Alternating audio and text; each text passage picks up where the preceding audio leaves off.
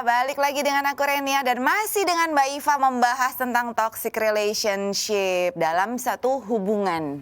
Ya, mau itu hubungan rumah tangga dengan pasangan kita atau buat yang masih lajang, kali aja sama pacarnya gitu ya Mbak ya. Nah, tadi kan Mbak Iva sempat mention apa sih penyebabnya? Nah, salah satunya tadi Mbak Iva bilang kan pola asuh dari orang tuanya dulu mungkin gitu ya. Nah, kalau dari sisi ketimpangan sosial atau ekonomi ada ininya nggak sih Mbak? Ada pengaruhnya nggak sih seseorang tuh bisa berperilaku apa toksik ya istilahnya Mbak ya, punya perilaku Kalau toksik? misalnya gini, antara pasangan tuh gap status sosial atau ketimpangan ekonomi terlalu jauh dan biasanya jatuhnya di pria yang lebih lower, itu memang banyak jenis pria yang melakukan tekanannya psikisnya itu di rumah. Karena misalnya malu secara sosial bahwa dia tidak bisa menafkahi gitu ya, sehingga dia merasa powerless kan. Nah, cara dia untuk bisa mengambil powerfulnya kembali itu adalah dengan melakukan tekanan-tekanan psikis yang bisa dalam kategori abuse kan. Kan abuse tuh nggak hanya fisik ya, digebugin gitu, itu luka fisik tuh kelihatan kan. Atau misalnya abuse yang sifatnya psikis tuh ngancem, merendahkan yang emosinya tuh dikuras gitu ya. Kata-kata Mbak ya, lewat Kata-kata itu melukai. Jadi sengaja selalu mengecilkan, mengkerdilkan. Misalnya istri capek cari uang gitu ya, begitu masuk rumah masih juga dicari kekurangannya. Masakannya nggak enak, keasinan gitu ya. Terus ini rumah jadi berantakan gitu. Padahal kan sebetulnya dalam relasi rumah tangga urusan domestik tuh equal sebetulnya. Gitu ya, termasuk urusan bikin anak juga equal kan gitu, sebenarnya. Tapi pada saat pengasuhan ini selalu, apalagi selama Covid ya, beban perempuan itu secara ekonomi dan secara psikis itu 4 kali jauh lebih berat menurut riset yang sekarang sedang dilakukan ya gitu. Jadi bebannya tuh lebih banyak di pihak perempuan sebetulnya, lebih rentan mendapatkan tekanan psikis gitu karena para suami yang di PHK itu. Jadi sehingga ini problem masalah gender bias sih. Jadi ada harapan sosial kalau laki-laki itu lebih powerful mencari nafkah dibanding perempuan, padahal kenyataannya kan nggak seperti itu. Nah, sekarang pertanyaan dibalikin ke para suami. Maukah dengan rendah hati misalnya mengakui kemampuan si istri yang memang kalau kebetulan rezekinya dan lebih pintar cari uang gitu. Nah, untuk pihak istri juga sama. Bisakah menghargai bahwa meskipun income-nya lebih tinggi, tetapi masih bisa merespek suami, sehingga memang personal value antar pasangan ini mesti duduk dulu. Nah, personal value ini datangnya kan dari keluarga masing-masing. Betul. Kadang-kadang orang tuh ada yang kan kalau lagi jatuh cinta nih, apalagi buat couple yang belum menikah ya, kita selalu ngasih pencitraan yang paling baik lah. Kayak orang bilang kalau kencan pertama jangan makan kepiting, jangan makan jagung bakar gitu ya, sama ada yang cabai-cabai itu jangan katanya ya. Kenapa tuh Mbak? Aku ya nanti kalau nyelap di gigi katanya itu bisa bikin ilfeel ya, itu memang gitu? bercanda aja sih. Jadi intinya kan kadang kita tuh bikin pencitraan, tapi kalau udah jadi suami istri gitu kan, itu kan semua open kan gitu. Nah, jadi maksudnya adalah pada saat itu kita harus tahu bahwa sebelum menikah sama kita, pasangan kita itu udah hidup sama emak bapaknya tuh misalnya 20 tahun something. Nah, kita juga hidup sama emak bapak kita udah 20 tahun something. Nah, ketika kita ketemu, harusnya tuh kita ketemunya satu lingkaran utuh, ketemu satu lingkaran utuh baru irisan. Nah, miskonsepsi teori cinta adalah gini, kalau gue kawin sama lu, setengah lingkaran hidup gue disempurnakan setengah lingkaran hidup. Kalau di kalau di toko perhiasan tuh yang kalung-kalung, sorry gue Sunda ya, lope-lope itu loh. Iya, lope. Jadi setengah lope ketemu setengah lope, terus ya kalau konsep perhiasan sih oke-oke aja ya. Tapi dalam konsep relasi yang sehat, nggak seperti itu. Mestinya seperti yang Mbak Iva tadi bilang. Dirimu harus tetap jadi diri sendiri. Si laki-laki harus tetap jadi dirinya sendiri. Ketemu itu irisan. Kita combine. Ya, jadi dirimu tuh nggak hilang, menenggelamkan personalitimu, menenggelamkan identitasmu ke dalam identitas pasangan. Itu yang nanti akan jadi toksik. Karena kita jadi nggak tahu who I am, I'm lost. Di titik itu dangerous. Kalau udah bilang I'm lost. Itu baru loh Mbak Theo. Aku baru klik gitu sama Mbak Iva. Oh iya bener juga ya, bener tadi si lope-lope itu. Jangan setengah-setengah disatuin, mesti harus kan gini, kalau misalnya dia satu lingkaran utuh ketemu satu lingkaran utuh. Suamimu kelak nggak akan inferior dengan teman-temanmu. Iya, benar. Suamimu nggak akan melarang hobimu. Iya. Suamimu nggak akan melarang minatmu. Demikian juga si istri. Tapi kalau ini dependen nih, ketemu yang over posesif gitu. Jadi dia mau main sama temannya aja mesti boleh apa enggak. Harus ada ACC dulu izin. Kalau nggak ada ACC nggak boleh. Gitu, kebayang ya? Kebayang sih, kebayang. Oke, terus Mbak. Lanjut terus.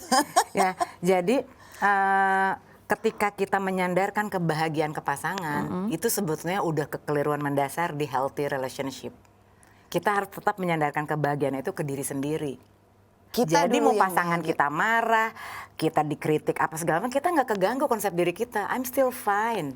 Kebayang ya? Iya, masalahnya itu yang diselesain ya. Masalahnya sehingga nggak ngeganggu jiwa kalau kita. si pasangan kita marah, harga diri kita nggak runtuh karena kita punya strong personality, kita punya self esteem, kepercayaan diri yang kuat gitu. Jadi nggak terganggu. Tapi kalau misalnya ketika pasangan marah atau menghakimi, menghina, abuses kita jadi akhirnya mengurung diri gitu ya. Kita jadi terjebak bahwa ya deh aku salah. Pasanganku tuh marah karena aku selalu salah. Dan dia akhirnya termakan oleh konsep yang diinjeksi oleh si superior itu. Iya, itu banyak banget tuh Mbak terjadi kayak gitu di perempuan-perempuan kita ya, terutama ya. Mungkin kalau mamanya di luar negeri, somehow perempuan di luar tuh kan mereka lebih mandiri ya. Cara berpikirnya, terus lifestyle-nya juga. Tapi nggak terhindarkan toksik ketika memang cinta. Jadi gini, kalau saran saya ya, ketika terjebak di toxic relationship, pertanyaan saya suka gini sama klien, how long can you go? Bukan how low. Kan how long? How long? Oke. Gitu. Misalnya demi anak atau demi nama baik. Jadi selalu korban toksik itu nggak pernah nanya, gue terakhir bahagia kapan? Nggak pernah. Gak pernah. Mereka udah lupa caranya nanya sama diri sendiri. Karena orientasi standar kebahagiaannya kan keluar. Iya. Ke bukan pasangan, ke dalam, ke mertuanya, ke anaknya. Dia lupa, dia nggak ngurus mental dirinya sendiri dulu. Sehingga tahu-tahu explode aja. Tahu-tahu tuh kayak ngamuk tiba-tiba. Karena apa? Letih kan. Iya. Tekanan itu kan psikis, lama-lama juga kan dia butuh exit door ya. Iya. Salah satu bentuk exit door kan kalau nggak dikelola dengan sehat ya jadi ngamuk gitu. Kalau itu akarnya pasti panjang nahan gitu. Aduh, ya ampun. Nah, seru loh Mbak. Bunda-bunda selalu menguras emosi ya saat Selalu kita kuras ngobrol tentang apa yang kaitannya dengan Kayak psikologi gini loh, ya, Mbak, bunda-bunda ya? kayak hidup sama pasangan toksik tuh kayak hidup di roller coaster gitu loh. Lo pernah ke Dufan gak sih naik roller coaster yang Iya. gitu? Itu kan udah kayak apa sih, antara senang terus tegang, Iya, terus was-was, aduh gue jatuh nggak ya gitu. Nah itu roller coaster sejam doang, Mak. Ini 24 jam kali berapa Seumur puluh hidup. tahun gitu loh. Terus sampai udah tua kita kayak, aku tuh siapa sih? Gitu. Aku tuh nggak tahu gitu, aku tuh beneran bahagia apa enggak. Nah itu biasanya disebut dengan loss. Loss tuh di situ. Kehilangan Jadi kayak istilahnya diri sendiri. Viktor Frankl tuh eksistensialisme yang vakum. Oke. Dan itu akhirnya terjebak selalu menjadi follower. Akhirnya jadi ikut-ikutan bikin noise biasanya di sosial media. Karena apa? Dia nggak punya ruang eksistensi di rumah. Kan banyaknya kita ngelihat ibu-ibu rumah tangga ditangkap polisi karena status. Tapi Saat begitu ini, kita ngelihat tuh kan kata tetangga dia ibu rumah tangga yang baik-baik, nggak pernah maki-maki. Tapi misalnya berbanding terbalik dengan status sosmed-sosmednya misalnya. Itu karena pelarian frustasi dari relasi yang nggak sehat tuh bisa. Karena paling gampang kan, lu ngomel tinggal pakai jempol. Nah, benar sih Mbak.